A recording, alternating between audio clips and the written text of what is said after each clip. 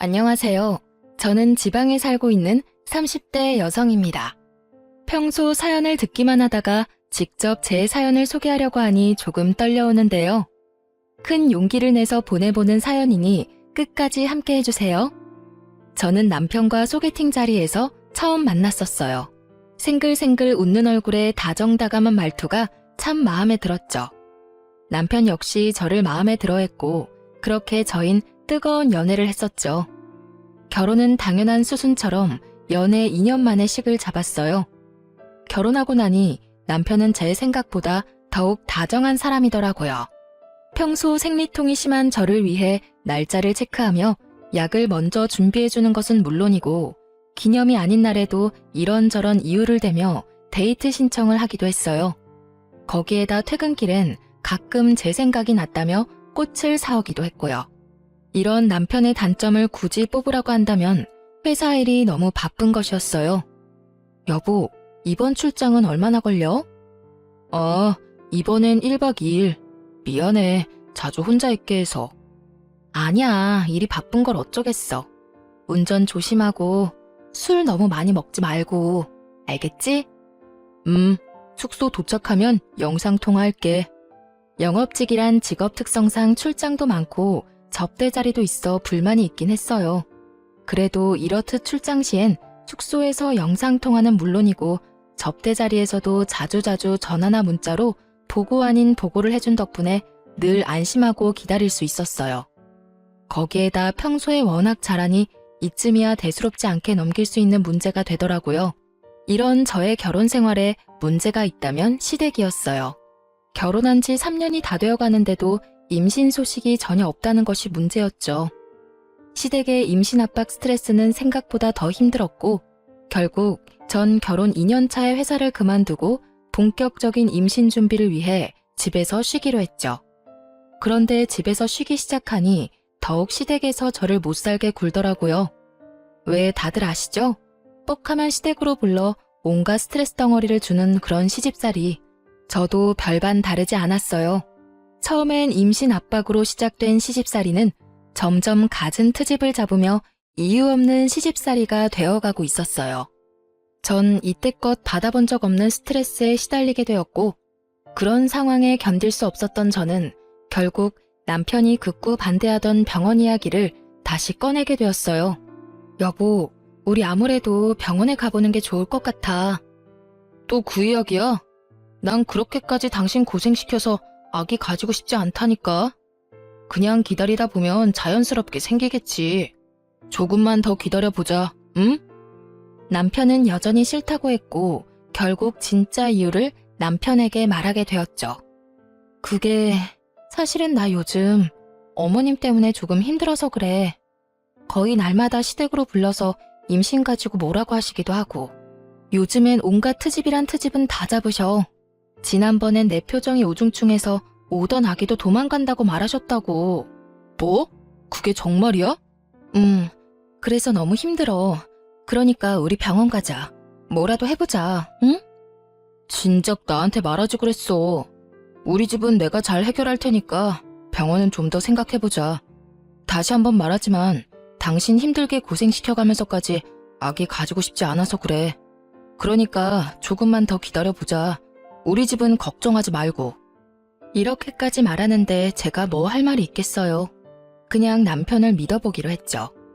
무엇보다 저를 위하는 마음만큼은 제가 확신하고 있었으니 이제 좀 괜찮아지겠거니 했고요. 하지만 남편의 호언장담과는 달리 시모는 계속해서 저를 시댁으로 불렀고 혼자서 괴롭히는 것은 성에 차지 않았는지 어느 순간부턴 시누이까지 집으로 불러 두 사람이 합심해 저를 괴롭히기 시작하더군요. 이 또한 지나가리 하며 참고 또 참았는데 결국 저의 서러움과 화가 터져버리는 일이 생기고야 말았죠. 그날은 시모에게 전화가 와 미역국과 갈비찜을 먹고 싶으니 재료를 좀 사오라고 하더라고요.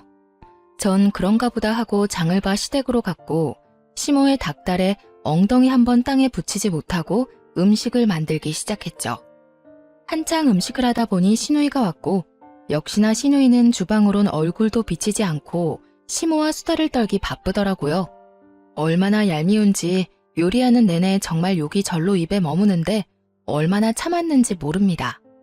그렇게 음식을 다 하고 나자 마치 하이에나처럼 시누이와 시모가 주방으로 들어오더군요. 옳게, 다 했어? 네, 다 했어요. 간 좀 보실래요? 맛있어 보이네. 엄마, 이거 담을 통 좀 줘. 시누이는 시모에게 음식을 담을 통을 요구했고 시모는 묻지도 않고 당연하다는 듯 통을 주더라고요. 시모에게 통을 받은 시누이는 저에게 아무 말도 없이 음식들을 남김없이 통에 싸기 시작했어요. 도대체 이게 무슨 상황인가 싶더라고요.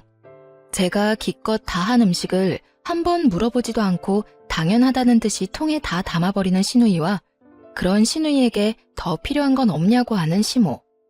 전 끓어오르는 화를 누르며 두 사람에게 물어봤어요. 아니, 이걸 왜 다 챙겨가시는 거예요? 저의 물음에 시모는 이렇게 말하더군요. 아, 그게 오늘 우리 사위 생일이라서 내가 챙겨가라고 불렀다. 너도 알다시피 얘가 음식 솜씨가 없잖니. 시모의 말을 들은 저의 인내심은 더는 남아있지 않았고 어이가 없어 표정이 점점 썩어가고 있었어요. 그런 제 표정을 본 시누이가 어이없게도 시비를 걸어오더군요. 옳게, 표정이 왜 그래? 혹시 기분 나빠? 평소에 저였다면 당연히 아니라고 하며 어떻게든 분위기를 좋게 이끌려고 했겠지만 저의 인내심은 바닥이었고 할 말은 하고 살자 싶더라고요. 계속해서 참고 살았다간 이대로 호구되는 건 불보듯 뻔한 일이었으니까요. 혹시가 아니라 당연히 기분이 나쁘죠. 누가 이런 상황에 기분이 좋겠어요? 예상치 못한 저의 대답에 시누이는 당황한 기색을 내비치며 입을 다물어버렸고 그런 시누이를 대신해 시모가 저를 나무라기 시작하더군요. 예, 너 먹는 거로 치사하게 구는 거 아니다. 이딴 음식이야 다시 하면 되는 거지. 뭐 그런 걸로 기분이 좋네 나쁘네 하는 거니? 어머님, 제가 지금 음식을 가지고 가지 말라고 하는 게 아니잖아요. 어쩌겠어요. 이미 다 챙긴 음식을요. 가지고 가는 건 가지고 가는 거고 형님이 기분 나쁘냐고 물어서 저는 그저 솔직한 제 심정을 말한 것뿐이에요. 뭐? 그렇잖아요. 어머님이 제 입장이라면 기분 좋으시겠어요?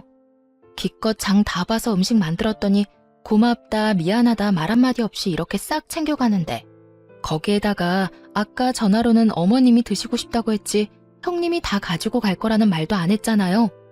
제 입장에선 충분히 기분 나쁘지 않을까요? 그래서 기분 나쁘다고 말한 것뿐이니 음식은 다 가져가세요, 그냥.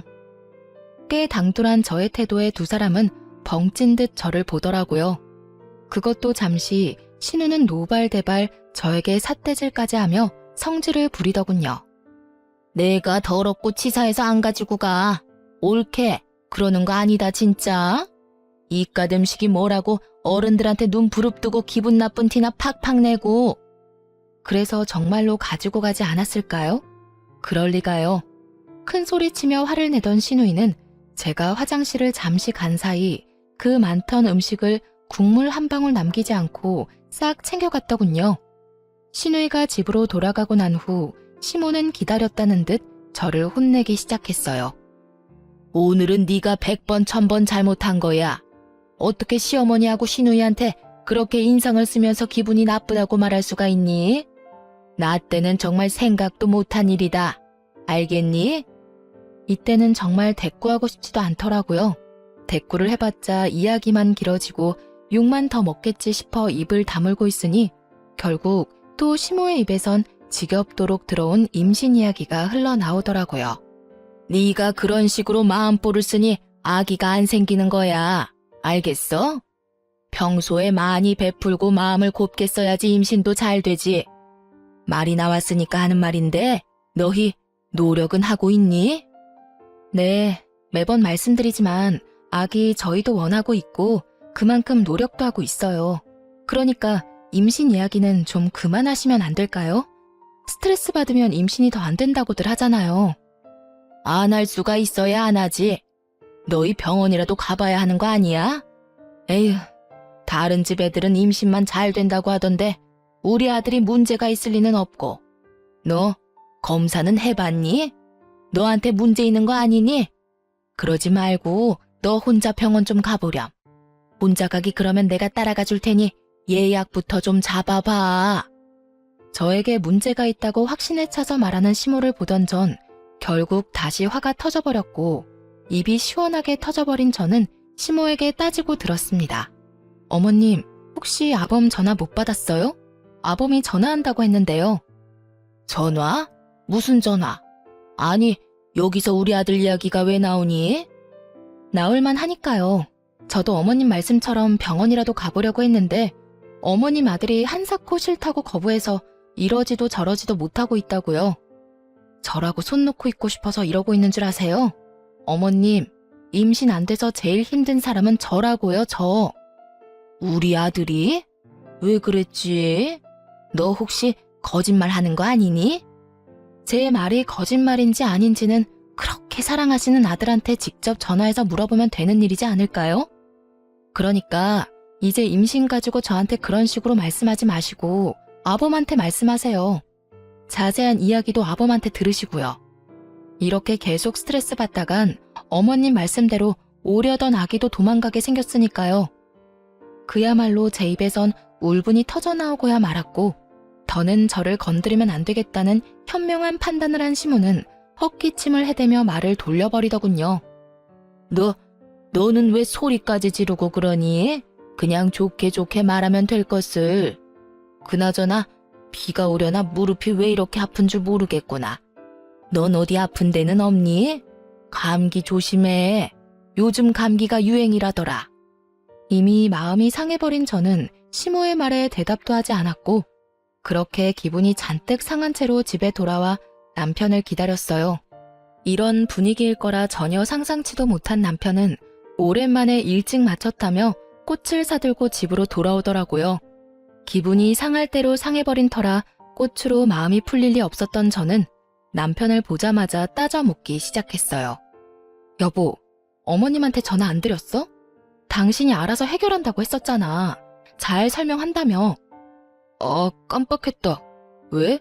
무슨 일이 있었어? 혹시 오늘도 불려갔다 온 거야? 오늘은 미역국이랑 갈비찜 드시고 싶다고 하셔서 기껏 장봐서 음식 다 만들어놨더니 형님이 싹싹 긁어가더라고. 그래서 이게 뭐 하는 경우인가 싶었더니 아주버님 생일이라서 나한테 음식 만들라고 했더라고. 뭐? 누나 진짜 미친 거 아니야? 자기 남편 생일 음식을 왜 당신한테 만들래? 거기서 끝인 줄 알아? 기분 나쁘냐고 하길래 기분 나쁘다고 했다고 혼나고 형님 가시고 나니까 임신 못한다고 또 혼나고. 나 진짜 힘들어 여보. 요즘엔 내가 이렇게 혼만 나려고 당신이랑 결혼했나 이런 생각까지 들려고 그래. 진짜 미안해. 내가 요즘 회사 일로 바빠서 깜빡했어. 내가 이번엔 정말 잊지 않고 잘 해결할 테니까 마음 좀 풀어. 앞으로 그런 말 듣지 않도록 할게. 그래, 당신이 싫다고 해서 병원도 못 가는 거니까 병원 이야기, 임신 이야기 나오지 않게 중간에서 잘 이야기 좀 해줘. 남편은 제 말에 다시 한번 미안하다며 저를 잘 달래주었고 저는 그런 남편을 한 번 더 믿어보기로 했습니다. 그날 이후 남편은 잘 이야기했는지 저는 임신에 대해선 아무 이야기가 없긴 하더라고요. 그렇다고 해서 시집살이가 아예 사라진 건 아니었어요. 임신 압박만 없을 뿐이지 여전히 절 불러다 이런저런 일을 시키며 시집살이를 시키고 있었어요. 하지만 그럴 때마다 남편이 저를 잘 보듬어주고 잘 대해주고 있어 그 정도는 사랑하는 남편을 위해 참을 수 있다는 생각이 들더군요. 거기에다 미역국 사건 이후 저도 마냥 참으며 당하고만 있지는 않던 터라 몸은 고단해도 속은 시원할 때도 있긴 했어요. 물론 그런 저의 당돌한 행동이 때론 시모의 화를 돋우기도 했지만 대부분 시모가 목덜미를 잡았으니 뭐 나름 만족스럽기까지 하더군요. 그렇게 나름대로 시원한 상황을 보내던 어느 날, 다른 날과는 달리 시모에게서 새벽부터 전화가 오더라고요. 전 당연히 자고 있었고 제 전화를 남편이 대신 받게 되었죠. 여보세요? 꼭두 새벽부터 무슨 일이야, 엄마? 남편의 목소리엔 짜증이 가득했고 방이 조용하니 시모의 당황한 목소리가 들려오더라고요. 그게 네 처는 어쩌고 네가 이 전화를 받아? 시간이 몇 시인데 자고 있지. 나한테 말해. 일어나면 전해줄 테니까. 그게 그냥 중요한 건 아니고. 중요한 거 아니면 낮에 전화해, 낮에. 이게 뭐야? 새벽부터 사람 잠 다 깨우고. 그리고 혹시나 해서 하는 말인데 오늘 집사람 나랑 약속 있으니까 집으로 부를 생각하지 말고. 약속? 무슨 일 있니? 중요한 일 있어. 그러니까 오늘 부르지 마. 그리고 이렇게 일찍부터 전화도 하지 마. 아니, 이제 집으로도 좀 그만 불러. 이 사람이 엄마 집안일이나 해주려고 나하고 결혼한 것도 아닌데 매번 왜 그렇게 이 사람 불러다 일을 시켜? 할 일이 많으면 차라리 돈 주고 사람을 불러. 내가 돈 줄 테니까. 어머, 누가 들으면 내가 마구 부려먹는 줄만 알겠다. 그렇게 힘든 일 시킨 적도 없어. 집으로 부른 거는 자주 보고 해야 가족 간의 정도 빨리 생기고 하니까 그런 거지. 가족 간의 정은 무슨? 정 붙이려다 있던 정도 떨어질 판국이니까 그만 불러. 이런 말 몰라? 시댁과는 멀리 지낼수록 좋다. 며느리는 절대 딸이 될 수 없다. 그러니까 이상한 논리로 이 사람 괴롭히지 말고 거리를 좀 두고 지내라고. 그러면 이만 끊어요. 나 조금이라도 더 자고 출근하게. 그렇게 남편은 전화를 끊어버렸고 잠이 완전히 깨지 않은 그 순간에도 남편이 얼마나 고마웠던지 몰라요. 남편이 아니었다면 그 새벽부터 불려가서 갖은 몸고생에 입씨름에 하루가 고단했을 것이 뻔했으니까요. 어쨌든 남편 덕분에 시댁을 가지 않아도 됐던 저는 간만에 늦잠까지 자고 일어나 상쾌한 기분으로 남편 회사로 찾아가기로 했어요. 남편과 밖에서 점심을 먹은 지도 오래된 것 같기도 했고 무엇보다 남편을 깜짝 놀라게 해주고 싶기도 했으니까요.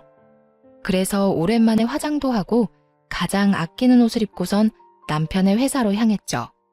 그런데 그런 저의 발걸음이 제 인생을 송두리째 바꿔버리고 말았습니다. 남편의 회사로 향하는 길, 저는 혹시나 하는 마음에 남편에게 전화를 걸어보았지만 남편은 전화를 받지 않더라고요. 불안한 마음이 들긴 했지만 아침까지만 해도 외근을 나갔다는 말이 없기도 했고 늘 외근을 나갈 때면 연락을 해줬던 터라 그냥 남편의 회사로 계속 향했죠. 이윽고 남편의 회사 앞에 도착했고 전 다시 한번 남편에게 전화를 걸었어요. 남편은 전화를 받지 않고 있었고 아무래도 바쁜 것 같아 돌아서려는 순간 남편이 회사에서 급히 나오고 있더라고요.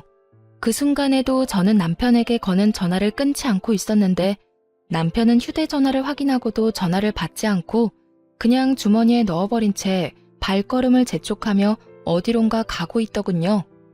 저는 남편의 뒤를 필사적으로 뒤쫓고 있었고 바쁘게 걷던 남편은 이윽고 어느 차에 빠르게 올라타더군요. 남편이 탄 차가 출발하는 그 짧은 찰나에 전 보고야 말았어요. 운전을 하던 사람은 여자였고 환하게 웃고 있는 그 여자와 남편은 그 찰나의 순간 포옹을 나눈 후 손을 맞잡는 모습을요. 워낙 순식간에 그리고 너무나도 충격적인 광경에 도저히 뒤쫓을 생각조차 못한 채 그 자리에서 굳어버렸어요. 제가 그렇게 굳어있는 사이 두 사람이 탄 차는 제 시야에서 사라지고 없더군요. 아무리 생각해도 믿기지 않았어요. 제 두 눈으로 확인했지만 믿고 싶지 않았죠. 꿈에서도 남편의 외도는 상상조차도 해본 적이 없기도 했고 그간 남편에게서 그런 낌새도 느끼지 못했던 터라 그 충격이 더욱 컸죠. 누가 상상이나 했겠어요? 출장이 잦긴 했지만 늘 자기 전엔 숙소에서 이불을 덮고 영상통화를 했었고 때론 제가 귀찮다고 느껴질 정도로 어디를 가나 사진을 찍어 보내주곤 했으니까요. 그것뿐인가요? 시댁과의 마찰에서도 늘 제 편이었고 혹시나 제가 힘든 일이 생길까 싶어 굳이 말하지 않아도 스스로 나서 저의 방패막이 역할을 해주곤 했던 남편이었는데 그런 남편이 외도를 저지르고 있다니 정말 상상도 못한 상황이었어요. 그 자리에 한참을 서 있었다가 집으로 돌아왔죠.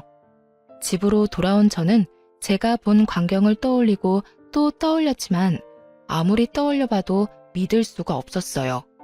지금 생각하면 참 바보 같지만 그때는 차라리 제 두 눈이 이상한 거라고 믿고 싶기도 했으니까요. 하여튼 전 더 확실히 확인할 필요가 있다고 생각했고 남편을 기다렸어요. 그날 저녁 남편은 집으로 돌아왔고 전 아무것도 모르는 척 남편에게 물어보았어요. 여보, 오늘 왜 전화 안 받았어? 그게 오늘 갑자기 거래처 사람 만나야 할 일이 생겨서 정신이 없었어. 중요한 거래처였거든. 아, 그랬어? 난 또 전화 안 받길래 무슨 일 있는 줄 알았지. 당신도 참. 내가 회사에서 무슨 일 있을 게 뭐 있어. 당신이야말로 무슨 일 있었어? 전화 여러 통 한 것 같던데. 아니, 그냥 오랜만에 당신이랑 점심이나 먹을까 했지. 밖에서 점심 같이 한 지 오래된 것 같아서 말이야. 생각해보니 그렇네. 다음에 점심 먹자. 내가 좀 한가한 날 연락할게. 그래, 피곤할 텐데 먼저 자. 대충 얼버무리며 상황을 넘긴 저는 남편이 잠들기만을 기다렸고 남편이 깊이 잠이 든 것을 확인한 저는 휴대전화를 살펴보기로 했어요. 하지만 남편의 휴대전화는 잠긴 상태였고 아무리 머리를 굴려봐도 도저히 풀 수가 없더군요. 그래서 전 며칠 동안 남편이 휴대전화를 만질 때마다 티 안 나게 신경 써서 관찰했죠. 그렇게 3일 노력한 끝에 비밀번호를 알게 되었어요. 그렇게 열리게 된 판도라의 상자는 정말 충격의 연속이었습니다.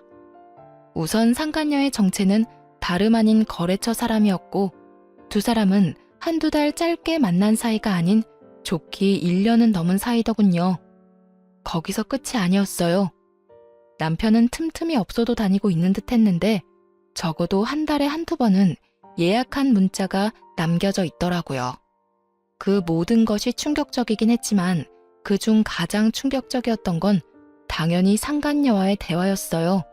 자기야, 우리 이러다 나 임신이라도 덜컥하면 어떻게 해? 그런 걱정은 하지도 말라니까. 어떻게 걱정을 안 해? 나 자기한테 말을 안 해서 그렇지. 생리 날짜 밀릴 때마다 불안해서 미칠 것 같단 말이야. 자기야, 진짜 걱정 안 해도 돼. 사실 나 결혼하기 직전에 정관 수술했어. 난 아기 생각이 전혀 없는데 결혼하면 아기가 생길 수밖에 없을 것 같아서 와이프 몰래 정관 수술해버렸어. 그러니까 그런 걱정은 안 해도 돼. 정말? 다행이긴 한데 자기 와이프 불쌍하다. 자기 집에서 임신 가지고 장난 아니게 뭐라고 한다며. 자기 와이프는 아무것도 모르고 임신 안 된다고 혼자 끙끙거리고 있을 거 아니야? 그래서 내가 우리 집엔 임신 문제로 이야기 꺼내지 말라고 했지. 그 문제는 우리가 알아서 한다고 말이야. 요즘 같은 세상에 굳이 왜 애를 낳아야 하는지 난 이해가 안 돼. 난 자유를 누리고 살고 싶다고. 그런데 애가 있다고 생각해봐. 자유가 되겠어? 상상만 해도 너무 싫어. 그게 무슨 고생이야. 밖에선 돈 번다고 힘들고 집에 들어가선 애랑 마누라 본다고 힘들고 안팎으로 그게 무슨 고생이냐고. 그야말로 억장이 무너지더라고요. 되지도 않을 임신해보겠다고 그간 열심히 다녔던 회사까지 그만두고 노력하고 있는데 남편이란 인간은 밖에서 온갖 더러운 짓과 함께 저 몰래 수술까지 했다뇨. 그러면서 집에 와서는 세상에 둘도 없는 다정한 남편인 척 연기한 그간의 행실이 떠오르며 온몸에 소름이 돋더군요.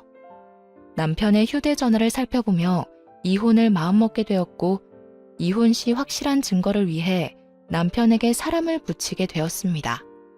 그렇게 때를 기다리며 복수를 계획하고 있는데 남편의 출장 소식이 들려오더라고요. 얼마나 기뻤는지 몰라요.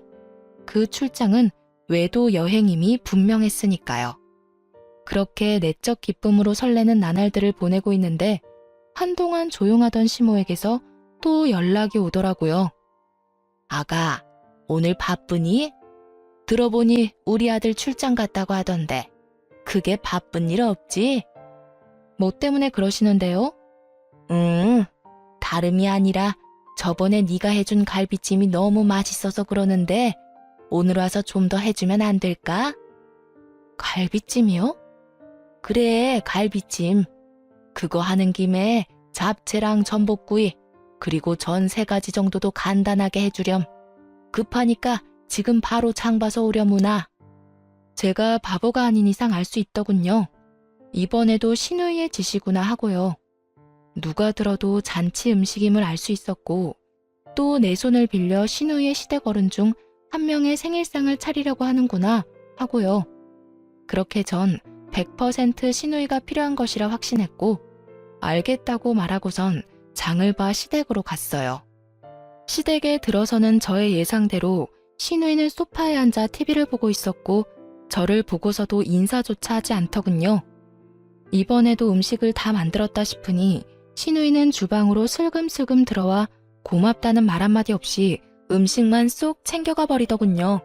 저 역시 기대도 하지 않았던 터라 그냥 그렇게 신우이를 보내주었고 저 역시 집으로 돌아가기 위해 가방을 챙기니 시모가 득달같이 다가와 닥달하더라고요. 너 뒷정리는 안 하니? 주방을 저꼴로 만들어 놓고 그냥 가면 뒷정리는 누가 해? 평소 저는 정리를 하며 음식을 하는 스타일인데 그날은 정리는커녕 더욱 어지르며 음식을 만들었고 그 덕분에 주방은 엉망진창이 되어 있었죠. 일부러 주방을 그 꼴을 만들었던 저였기에 저는 시모를 바라보며 이렇게 말했어요. 어머님, 저도 웬만하면 뒷정리까지 해놓고 가고 싶은데 아시다시피 오늘 만든 음식 가짓수가 많잖아요. 그래서 그런지 몸살이 오려나 몸이 으실으실한 게 금방이라도 쓰러질 것 같아서요. 그러니까 뒷정리는 어머님이 좀 해주세요. 그럼 저는 먼저 가볼게요. 저의 천연덕스러운 연기에 시모는 콧방귀를 끼며 어떻게 해서든 저를 붙잡으려고 했지만 저는 시모의 모든 손길과 말을 무시한 채 집으로 돌아와 버렸어요. 그렇게 룰루랄라 집에서 즐거운 시간을 보내고 있는데 신우이에게서 전화가 오더군요. 옳게, 도대체 음식을 어떻게 한 거야? 간 안 봤어? 음식이 죄다 짜고 달고 쓰고, 아우 정말 이게 뭐야? 그래요. 누구 좋으라고 정성껏 맛있는 음식을 차릴 필요가 있겠어요? 음식으로 장난치지 말라는 말이 있지만 한번 당해바란 심정으로 소금 2봉지와 간장 1통을 거기서 다 쓰고 왔어요. 당연히 사람이 먹을 만한 음식이 아니었는데 여우 같은 신우는 당당하게 자신이 요리했다고 시댁에 가져간 거였죠. 간도 하나 안 보고 말이죠. 자기가 직접 요리한 척 연기한 가증스러운 신우에게 한마디 건넸어요. 그렇게 잘하면 형님이 직접 하시지 그랬어요? 뭐? 지금 그걸 말이라고 해? 이딴 식으로 할 거였으면 내가 했지. 왜 한다고 나서서 이런 망신을 당하게 해? 아니, 해달라고 한 사람이 누군데 이제 와서 제 탓을 하세요? 저는요, 해달라고 해서 해준 것뿐이지 맛있게 한다는 말은 한 적이 없다고요. 제 말에 약이 오를 대로 오른 신우이는 언성을 높이며 화를 내기 시작하더라고요. 야, 너 말 다 했어? 너 일부러 이딴 식으로 만들었구나. 일부러 그랬다. 오냐오냐 해주니까 내가 무슨 혹은 줄 알았나 본데. 야, 앞으로 네 식구들 입으로 들어갈 음식은 네 손으로 직접 해먹여. 자신 없으니 네 엄마 시키던가. 어디서 이거 해라 저거 해라 시켜먹고 난리야? 뭐? 너 진짜 미쳤어? 나한테 이딴 식으로 굴고도 무사할 줄 알아? 아이고 무서워라. 너무 무서워서 온몸이 다 떨리네. 야, 너 진짜 이딴 식으로 나올 거야? 이딴 식으로 나올 거니까 더 험한 말 듣고 싶지 않으면 전화하지 마. 다시 한번 이딴 일로 나한테 연락하면 나도 진짜 가만 안 있을 거니까. 내가 네 잘난 그 시댁에 연락해서 당신네 며느리가 사실은 아무것도 할 줄 모르면서 그저 머릿속엔 돈밖에 모르는 머리 빈년이라는 사실 다 알려버릴 테니까. 알겠어? 저의 으름장에 신우이는 갖은 욕설로 대응하고 나섰지만 더 들을 가치도 없다고 판단된 저는 그냥 전화를 끊어버렸어요. 그리고 몇 분이나 지났을까요? 이번엔 시모에게서 전화가 오더라고요. 너 진짜 제정신이니? 음식을 일부러 그따위로 한 것도 모자라서 네 시누이한테 막말까지 했다고? 네가 시댁을 어떻게 보길래 그딴 짓거리를 해? 얼마나 우리 집안을 우습게 보고 있으면 겁없이 그딴 짓을 벌이냐고. 오는 말이 곱지 않았으니 나가는 말이 곱지 않았던 건 당연한 거 아닐까요? 뭐? 승연이가 너 제정신 아닌 것 같다고 하더니 정말 미친 거니? 정신 차려. 나 네 친구 아니고 네 시험이다. 어디서 말을 그따위로 하는 거야? 너 진짜 크게 혼나야 정신 차릴 거니? 아니, 제가 뭘 잘못했다고 혼까지 나야 하나요? 애초에 두 사람이 저한테 한 행실 자체가 말도 안 될 뿐더러 파렴치한 행동이라곤 생각 못하는 건가요? 제가 그 집 노예도 아니고 틈만 나면 불러서 시켜먹는 것도 모자라 형님 시댁 잔치 음식까지 시키는 건 정말 도를 지나치는 행동 아닌가요? 제가 무슨 그 집 종인가요? 가족끼리 서로 도울 수도 있는 거지 뭘 그렇게까지 비하하고 난리니? 비하요? 정말 그렇게 생각하세요? 그럼 제가 저희 친정 부모님 생신날 형님 불러다 음식 시켜도 괜찮겠네요. 어머님 말대로 가족끼리 돕는 거니까요. 마침 곧 있으면 저희 아빠 생신인데 그때 그럼 부탁 좀 드리면 되겠어요. 뭐? 그건 경우가 아니지. 어디 손이 사람을 불러다 친정 잔치상 차리는 걸 시켜? 그런 경우가 세상에 어디 있니? 그러니까요. 이제 제 입장이 이해가 되세요? 그러니까 다신 이런 일로 저한테 연락하지 마시고 저 역시 시댁에 다신 발걸음도 안 할 거니 부르지도 마세요. 이혼할 마음을 먹고 나니 더는 부당한 대우를 참아줄 필요도 이유도 없었기에 전 그간 하고 싶었던 말을 토해내고 전화를 끊어버렸어요. 일방적인 끝맺음에 시모는 득달같이 전화를 해댔지만 전 사뿐히 그 전화들을 무시해버렸습니다. 다음 날 전 다음 계획이었던 상간녀의 남편을 만났어요. 흥신소에서 조사한 바론 상간녀는 유부녀의 자녀까지 있었고 그랬기에 저는 상간녀의 남편에게 모든 사실을 알리기로 한 것이었죠. 저는 상간녀의 남편에게 충격적인 사실을 알렸고 상간녀의 남편 역시 충격이 큰 듯 보였지만 아무래도 자녀들이 있으니 애써 현실을 부인하며 고민을 하는 것 같더군요. 혹시 지금 출장 가지 않았나요? 그걸 어떻게... 혹시 그럼... 네, 저희 남편도 출장 갔거든요. 뭐 급하게 잡힌 2박 3일 출장이라고 하던데요. 이로써 저의 예상대로 두 사람은 출장이 아닌 외도 여행을 떠난 것이 확실해졌고 상간녀의 남편은 이때까지와는 다른 잔뜩 화가 난 표정으로 입을 열었습니다. 사실 지금 애가 독감이 걸려서 심하게 아프거든요.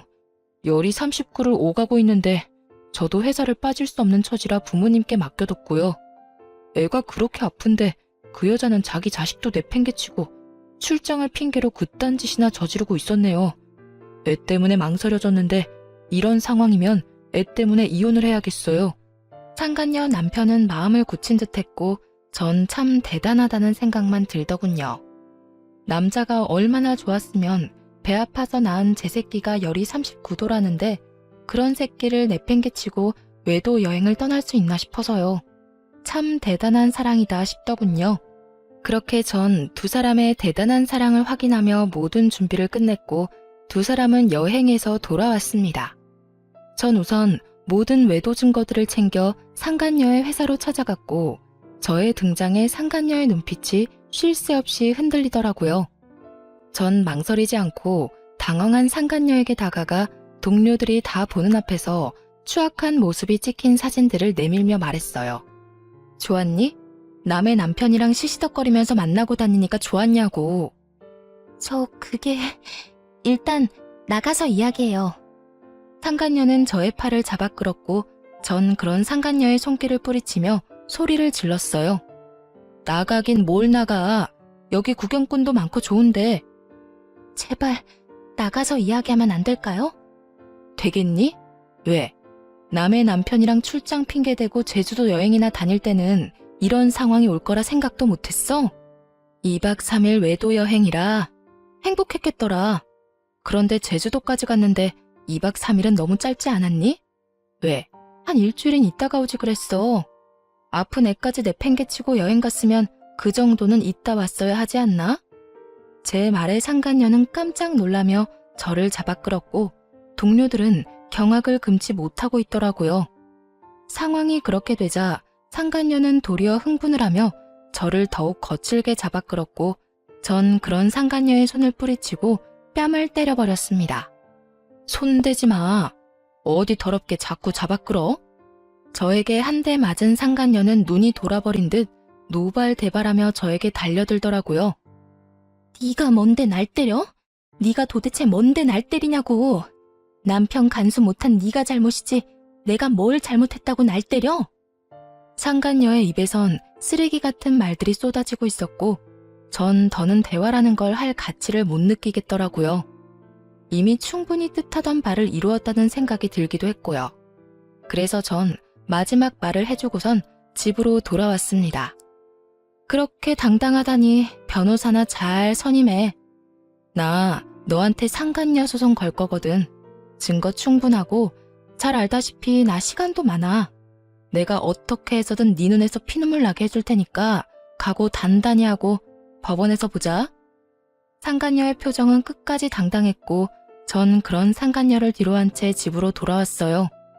집으로 와 화를 삭히고 있으니 남편 역시 상간녀의 남편에게 호되게 당했는지 엉망이 된 꼴로 집으로 들어오더라고요. 남편은 오는 길에 상간녀에게 모든 사실을 들었는지 저를 보자마자 무릎 꿇고 앉아 손이 발이 되게 빌기 시작하더군요. 여보, 내 말을 좀 들어봐. 정말 그런 게 아니라 순간적인 실수로 잠깐 만났던 것뿐이야. 이번에 제주도 간 것도 정말 마지막으로 마음 정리도 할 겸해서 마지막 여행 간 거였어. 정말이야. 내 말 좀 믿어줘. 정말 기가 다 차더라고요. 마지막 여행이라고 떠난 사람들이 사진마다 어쩌면 그렇게 행복하게 웃고 있을 수가 있는 것인지, 변명을 해도 좀 성의 있게 할 순 없는 것인지, 저를 얼마나 우습게 봤으면 저런 말도 안 되는 변명을 할 수 있나 싶더군요. 하긴 바람 피운 놈 입에서 나오는 변명이라 해봤자 뻔하겠지만요. 마지막 여행 좋아하시네. 입이 귀에 걸렸던데 그게 마지막 여행이야? 그리고 그게 마지막 여행이라고 한들 무슨 소용인데? 마지막이라고 하면 1년 넘게 바람 피운 게 없어져? 없던 일이라도 돼? 변명이라고 하는 말이 마지막 여행? 참 성의가 느껴져서 눈물이 다 나려고 한다. 여보, 정말 마지막이었어. 나 정말 당신 사랑하는 거 알잖아. 내가 당신한테 정말 진심으로 잘한 거 당신이 더 잘 알잖아. 그런 인간이 나 몰래 정관수술이나 했어? 내가 그렇게 임신 때문에 마음고생하는 거 뻔히 아는 사람이 당신이 그러고도 사람이야? 그걸 당신이 어떻게... 정말 미안해. 당신을 너무 사랑해서 결혼은 하고 싶었는데 아기는 자신이 없었어. 요즘 자식 하나 키우는데 돈도 많이 들기도 하고 아무래도 아기 낳고 나면 많이 싸운다고들 하니까 그냥 우리 두 사람 즐기면서 살고 싶었어. 남편의 마지막 말에 참지 못하고 뺨을 날려버렸어요. 우리 두 사람이라니 정말 너무 화나서 손이 벌벌 떨리더라고요. 우리 두 사람? 너 진짜 웃긴다. 딴 년하고 즐길 거 다 즐기려고 묶은 주제. 뭐? 우리 둘이 즐겨? 그럼 왜 몰래 묶었어? 그렇게 중요한 일은 나하고 상의라도 했어야지. 난 그것도 모르고 당신 엄마한테 온갖 모진말이란 말은 다 들으면서 살았는데 그런 식으로 날 속일 거면 나하고 결혼은 왜 한 거야? 더러운 짐승만도 못한 자식. 그냥 이 여자 저 여자 만나면서 즐기고 살지 왜 내 인생까지 구렁텅이로 몰아넣었냐고. 전 울분을 토해내기 시작했고 그런 저를 남편이 안으려고 손을 뻗더라고요. 그 순간 전 그 손을 뿌리치고선 다시 한번 뺨을 있는 힘껏 때려버렸습니다. 남편은 할 말이 없었는지 부르튼 뺨을 감싸며 바닥만 쳐다보고 저도 아무 말 하지 않았어요. 몇 분간의 정막이 흘렀죠. 전 그런 남편에게 이혼을 통보해버렸어요. 우리 이혼하자. 이런 꼴까지 다 봤는데 더 같이 살 이유가 없잖아. 저의 이혼 통보에 남편은 울고불고 매달리기 시작하더군요. 안 돼. 이혼이라니. 내가 당신 없이 어떻게 살아. 이혼은 절대로 안 돼. 당신이 나 한 번만 용서해줘. 내가 앞으로 지금보다 더 당신 위하면서 살게. 더 노력하면서 당신만을 위해서 살게. 그러니까 이혼은 하지 말자. 응? 밖에서 이 여자 저 여자 다 만나놓고 나 없이 못 산다는 말이 나와 지금? 넌 정말 양심이란 게 없구나. 하긴 양심이 있었으면 그딴 짓은 안 하고 다녔겠지. 네 집안 사람들이나 너나 참 양심 없는 건 매 한 가지구나. 내가 다 미안해. 당신 말이 다 맞아. 난 당신이 무슨 말을 어떻게 하든지 간에 다 인정하고 용서를 빌 거야. 그러니까 이혼은 하지 말자. 나 정말 당신 없이는 안 돼. 정말 남편의 눈에서 흐르는 눈물을 보고 있자니 온몸에 벌레가 다 기어다니는 기분이 들며 같은 자리에 있고 싶지도 않더라고요. 그 순간 이혼에 대한 저의 의지는 더욱 확고해졌고 마지막까지 매달리는 남편을 뿌리치곤 미리 싸뒀던 짐을 챙겨 그 집을 나와버렸습니다. 그렇게 이혼 소송과 상간녀 소송을 진행했어요. 생각보다 절차가 많아 고단했지만 증거가 너무 확실해서 제가 원하는 결과를 얻고 끝이 났습니다. 소송이 진행되던 사이 전 남편과 상간녀는 회사에서 쫓겨나다시피 사표를 냈다고 하더군요.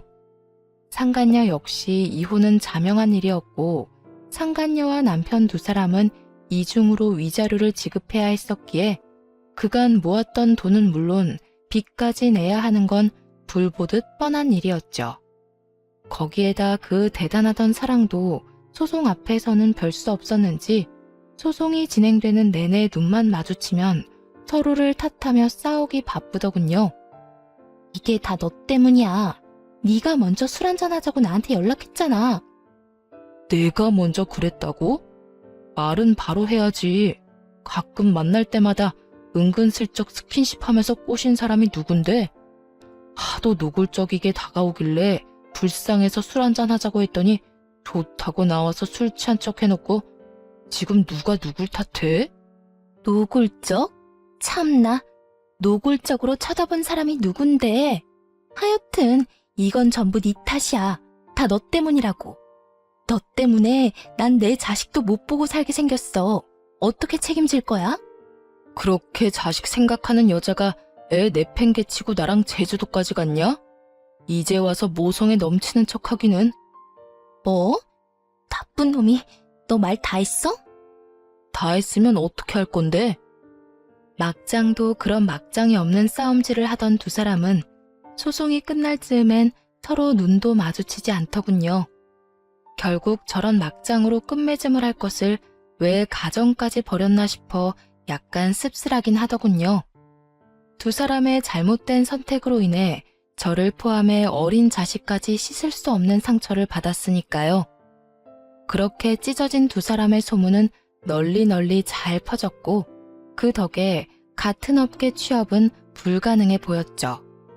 불륜남녀라는 타이틀이 꼬리표처럼 따라다닐 테니까요. 그 후 이젠 끝이겠거니 했는데 시모한테서 휴대전화에 불이 나게 전화가 계속해서 오더라고요. 여전히 제가 호구짓이나 하던 만만한 며느리라 생각하는 게 분명해 보였어요. 물론 저는 그 전화를 받지 않았고 제가 무시를 하니 문자가 오더군요. 너 진짜 이런 식으로 끝낼 작정이니? 남자가 사회생활 하다 보면 바람 필 수도 있고 그런 거지. 뭘 그런 거 가지고 이혼을 하니? 그런 실수쯤은 눈 감아주고 그냥 사는 거야. 알겠니? 네 친정 부모님들한테 물어봐라. 다들 그렇게 참고 산다고 하시지. 그러지 말고 그냥 눈 한번 질끈 감고 살아. 내가 그저께 네 남편 우리 집에 찾아온 거 안 받아줬다. 우리가 안 받아줬으니 아마 갈 데도 없을 거다. 그러니 네가 이럴 때 먼저 연락해서 다시 잘해보자고 해. 이럴 때 네가 손 한번 내밀어주면 네 남편이 앞으로 살면서 얼마나 잘하겠어? 현명하게 잘 생각해. 멍청하게 굴지 말고. 문자를 보는데 참 웃음밖에 안 나더라고요. 저희 친정 부모님요. 저의 이혼 사유를 듣자마자 전 남편은 가만두지 않겠다고 하시면서 당장 찾아가시려는 거 겨우겨우 뜯어 말렸어요. 꼴 같지도 않은 전 시모의 문자에 네 딸한테나 그렇게 말하라고 쏘아붙여주고 싶은 거 괜히 말 섞고 싶지도 않아 답장은커녕 차단으로 답을 대신했네요. 그 후론 저는 잘 지내고 있어요. 사실 잘 지내기 시작한 건 얼마 되지 않았어요. 이혼은 하고 난 후 처음에는 참 힘들더라고요. 나름 결혼 생활을 하면서도 나름 독립적으로 살아왔다고 생각했는데 매달 생리를 할 때나 몸이 아플 때면 말하지도 않았는데 약을 사다 주던 전 남편이 간혹 떠오르는 제 자신이 너무 싫더라고요. 이혼을 후회했다 이런 마음이 든 건 전혀 아니었지만 이따금 찾아오는 외로움과 쓸쓸함이 저를 참 많이도 괴롭히긴 했었어요. 하지만 시간이 약이라는 말이 있듯이 차츰차츰 전 괜찮아졌고 얼마 전엔 취업도 했어요. 전에 다니던 회사는 아니지만 꽤 괜찮은 회사에 취업하게 되어 하루하루 바쁘지만 온전히 저를 위한 시간을 보내며 잘 지내고 있답니다. 새로운 보금자리는 위자료 받은 걸로 해결했어요. 덕분에 시간적으로나 금전적으로나 조금은 여유로운 생활을 하고 있어요. 처음 이혼을 하고 난 후 밖에서 혼자 밥 먹는 것이 참 어색하고 힘들었는데 요즘엔 혼자 식당도 잘 다니고 혼자 조용한 카페에 가서 책도 읽으며 시간을 보내기도 해요. 하여튼 요즘은 힘들다, 슬프다 이런 감정을 느낄 새도 없이 하루하루 행복하고 알차게 지내며 나름 만족스러운 삶을 살아가고 있답니다. 이로써 저의 이혼 사연은 끝이 났습니다. 많은 조언과 응원 부탁드리며 지금까지 저와 함께 해주셔서 감사합니다. 좋은 하루 되세요.